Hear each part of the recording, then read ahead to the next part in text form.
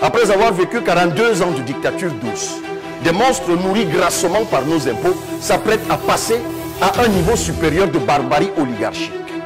Je demande aux militants et aux Camerounais, épris de justice, de démocratie et de changement, de contribuer à entretenir la flamme allumée et partagée par notre dynamique politique. Nous, de l'opposition, nous avons le devoir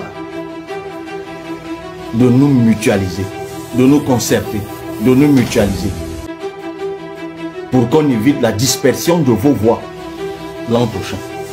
Moi, je m'y engage. Je le ferai. Je l'ai déjà dit. C'est le fruit d'une machination de sauvages qui profitent de la fatigue du président Biya à cause de son grand âge et qui tiennent absolument à continuer d'abuser de lui en le maintenant à un poste où il ne tient plus.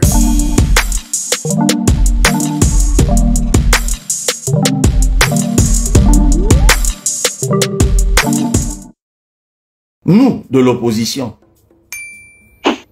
nous avons le devoir de nous mutualiser, de nous concerter, de nous mutualiser pour qu'on évite la dispersion de vos voix l'an prochain.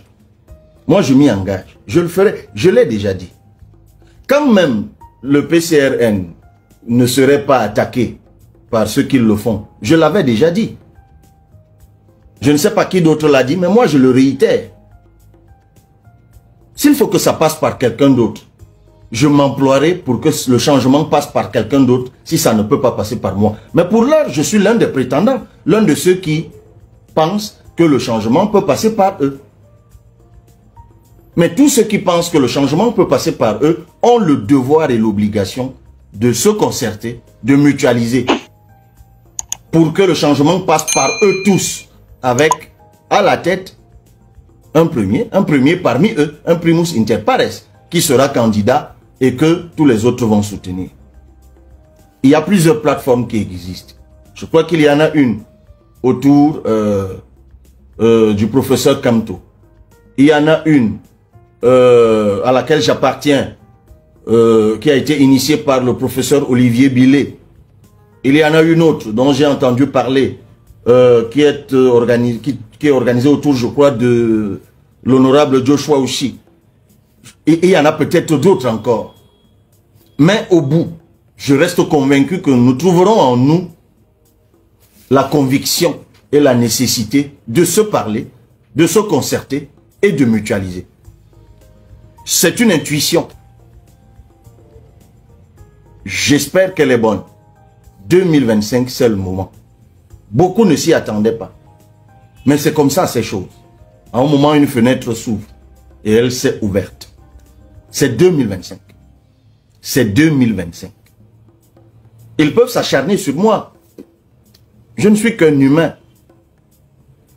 Je ne suis que poussière à la vérité. Un jour, on ne sera tous plus là. Et ceux qui me persécutent et moi qui suis persécuté. Le Cameroun nous survivra. Mais ce qui compte, c'est que nous travaillons pour ce Cameroun qui nous survivra, pour nos enfants, pour nos petits frères, pour ceux qui viendront plus tard, qu'ils soient fiers de nous avoir eu comme devanciers. Oui, Elvis, trop de plateformes tuent le changement. On est à 1 an et demi de l'élection. J'espère que ces plateformes finiront par se mettre ensemble. Désormais, sur le Cameroun, marche un duo qui croit déjà détenir le pouvoir. Aveuglés par la puissance de la machine d'État qu'ils ont confisquée, ils se croient invincibles. Mais le peuple n'a pas dit son dernier mot. Ils ne nous effaceront pas. Ils sont trop simples d'esprit et même incompétents pour réussir même une si sale besogne. Désormais, le défilé du 20 mai est interdit aux milliers de militants du PCRN. Sur instruction et même haute instruction aux gouverneurs et préfets sous-préfets, tout comme il est tout aussi interdit de tenir des réunions et manifestations publiques. De quoi ont-ils peur alors qu'ils affirment avoir les moyens d'acheter les jeunes avec du pain sardine et un peu d'argent? Ce n'est plus de la maladresse administrative, chers compatriotes, c'est de la folie. Ces interdictions ne changeront pas que vous nous portez dans votre cœur et que votre désir profond de changement et votre décision de débarrasser le Cameroun de ces prévaricateurs de la fortune publique sont définitifs. C'est pourquoi, chers militants, partout où vous êtes interdits de défiler, ruez-vous massivement vers les places de fête. Restez groupés, disciplinés et pacifiques. Ne cédez à aucune provocation. Célébrez par votre présence patriotique et vos retrouvailles citoyennes l'unité nationale. C'est ce que nous avons tous, du nord au sud, de l'est à l'ouest, de plus précieux. Il est à peine croyable que le moment de célébration nationale de cet acquis historique ait été choisi par certains membres du gouvernement pour diviser, interdire et exclure. Mes chers compatriotes, vous avez donc la preuve que la crise au PCRN n'est pas une affaire interne, c'est le fruit d'une machination de sauvages qui profitent de la fatigue du président Biya à cause de son grand âge et qui tiennent absolument à continuer d'abuser de lui en le maintenant à un poste où il ne tient plus. Ce qui arrive à notre offre politique pourrait arriver à tout le monde dans la situation de non-droit dans laquelle on veut plonger notre pays pour gérer illégalement le pouvoir et en jouir illégitimement. Après avoir vécu 42 ans de dictature douce, des monstres nourris grassement par nos impôts s'apprêtent à passer à un niveau supérieur de barbarie oligarchique. Je demande aux militants et aux Camerounais épris de justice, de démocratie et de changement de contribuer à entretenir la flamme allumée et partagée par notre dynamique politique.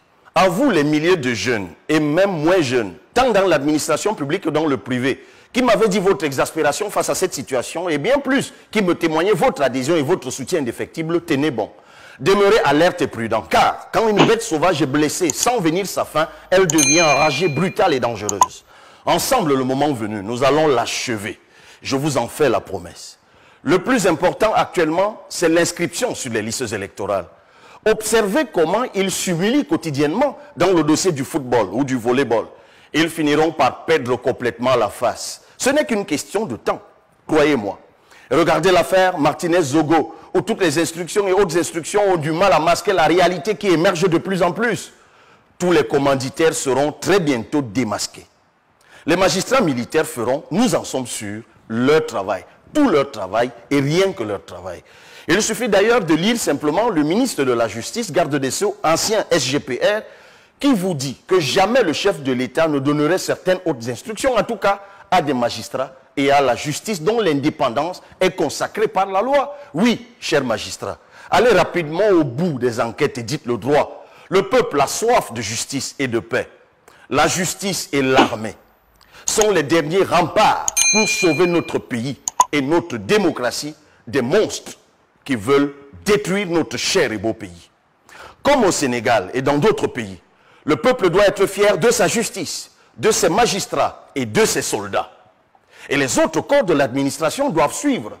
Je sais, pour avoir échangé avec de nombreux préfets et sous-préfets, qu'ils sont largement contre cette instruction illégale de leur ministre de nous interdire de défiler. Mais ils l'appliquent pour ne pas compromettre leur carrière, on peut comprendre. Toutefois, ils me disent tous que 2025 n'est plus loin et que les élections vont les délivrer quand le peuple va tomber comme des abeilles sur les appareils de marque Moulinex, logés dans la cuisine administrative de la haine et de la dérive.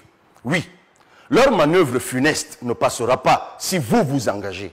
Vous êtes de plus en plus nombreux à être conscients et déterminés à changer les choses. La peur a changé de camp. Continuez à vous inscrire massivement sur les listes électorales, que de vous laisser distraire par des diatribes ubuesques créées à dessein dans les fédérations sportives. Sachez que dès 2025, tous les sports reprendront leur place et leur importance dans notre pays. Et ceux qui ont volé l'argent des stades seront dégagés par votre vote. Dans les prochains jours, je vous donnerai plus d'informations sur les actions que nous allons mener pour remporter la victoire finale en 2025 avec les autres acteurs du changement. Ils verront alors que l'opposition camerounaise, souvent moquée, peut mutualiser efficacement. Le peuple que vous êtes, chers parents, frères et sœurs, va enfin récupérer sa souveraineté entre les mains de ces brigands. Restons unis et mobilisés.